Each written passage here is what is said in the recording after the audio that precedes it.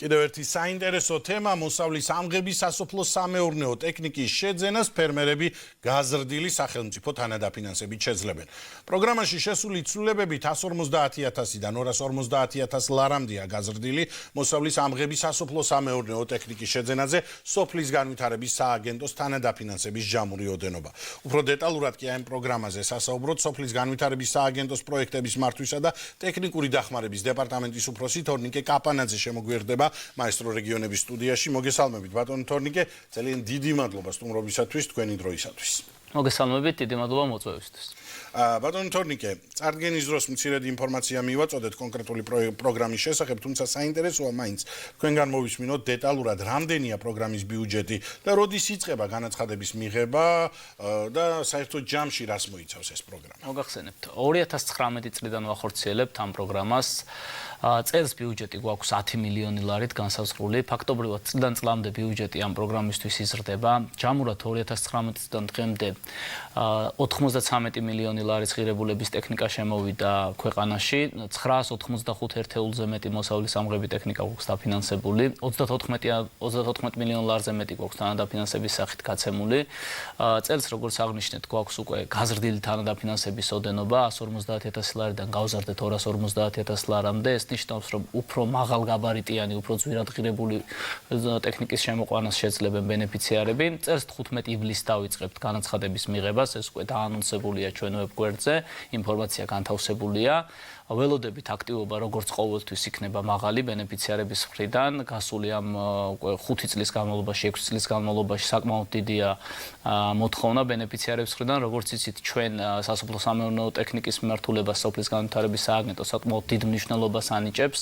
ფაქტობრივად ყოველწლიურად გვაქვს სხვადასხვა ტიპის მხარდამჭერი მექანიზმები.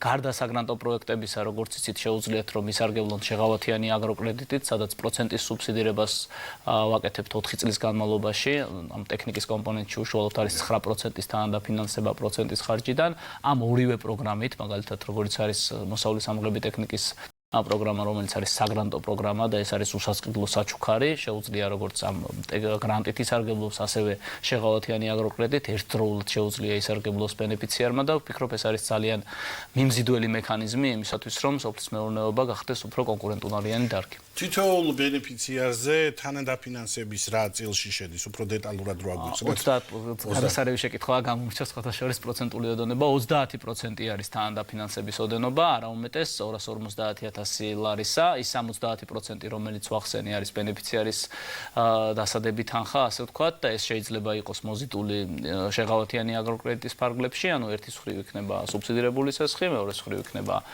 გრანტი და შეუძლია ეს კომბინაციაში ერთად. რომელიც საკმაოდ დიდ შეღავათს იძლევა. აი, რა უნდა გავაკეთო იმ შემთხვევაში, თუ მე გადავწყვიტე თქვენი შემოთავაზებით ვისარგებლო იმ შეღავათებით, როგორ უნდა მოვიქცე პირველ რიგში, ვის მივმართო, როგორ გავაკეთო, რა გადაწყვეტილების მიღებაში კონსულტაციას თუ გამიწევთ, რას აკეთებს ამ შემთხვევაში მსურველი? დიახ, ჩვენთან პროცესი არის ძალიან გამჭვირვალე, რაც შეეხება კონსულტაციით დავიწყებ. კონსულტაცია შეგიძლიათ მიიღოთ ფაქტობრივად 3 გზით.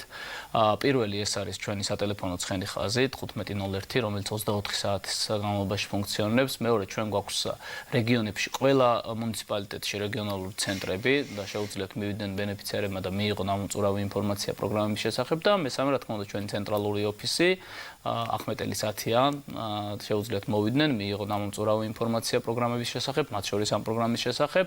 რაც შეეხება განაცხადის წარმოდგენას და როგორ არის ეს პროცესი, არის ძალიან მარტივად და მორგებული ბენეფიციარზე, ონლაინ არის განაცხადების მიღება, რამოდენიმე დასახელების დოკუმენტია სულ წარმოსადგენი, როგორც არის ინვოისი, რომელსაც თვითონ არჩევს ბენეფიციარი თუ რომელი დილერისგან შეიძენს ამ თუ იმ ტექნიკას, საკუთარი თანამონაწილეობის თანხა, ტექნიკური საბუთები ძირითადად როგორც არის რომ დავალიანება არ აქვს სახელმწიფოსთან და ასე შემდეგ ამ დოკუმენტებს სრულყოფილად როგორც მითითებული არის ვებგვერდზე თუ შეაგროვებს ბენეფიციარი ნებისმიერი ფიზიკური და იურიდიული პირი საქართველოს მოქალაქე ფიზიკური პირი და საქართველოს შერეგისტრირებული მეწარმე პირს შეუძლია რომ პროგრამაში ჩაერთოს და მიიღოს მონაწილეობა.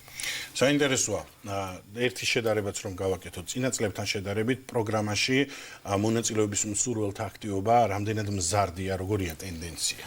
ძირითადად პროგრამაში გამოყოფილი ბიუჯეტი რაც გვაქვს ყოველწლიურად ვითვისებთ, დავიწყეთ 5 მილიონი ლარით, შემდეგ გაიზარდა 7 მილიონამდე, შარშან მქონდა 8 მილიონი ლარის ათვისება, წელს გვაქვს 10 მილიონი ლარი გამოყოფილი. ხარჩება და ეს მეტყველებს იმაზე რომ საჭიროა ეს. დიახ, საჭიროა და განცხადების რაოდენობა მზარდია, გააჩნია რა ღირებულების ტექნიკას შეიძინენ ამ ფასში ბენეფიციარები, დაახლოებით 100-დან 200-მდე ყოველწლიურად შემოდის დაახლოებით ამდენი განცხადი ამ პროგრამის ფარგლებში. საინტერესოა, წარმატებას გისურვებთ ყველა ამ პროექტის განხორციელებაში და ველოდით თქვენგან მრავალ სიახლეს კიდევ არაერთხელ შევხვდებით პირდაპირ ეთერში. მაყურებელს შევახსენებ, რომ სოფლის განვითარების სააგენტოს პროექტების მართვისა და ტექნიკური დახმარების დეპარტამენტის უფროსი თორნიკე კაპანაძე პასუხობდა ჩვენს კითხვებს მაესტრო რეგიონების სტუდიაში. ასეთი იყო ახალი ამბები. დღეს შევხვდებით ერთმანეთს ხვალ მაესტრო რეგიონების პირდაპირ ეთერში ზუსტად 16 საათზე.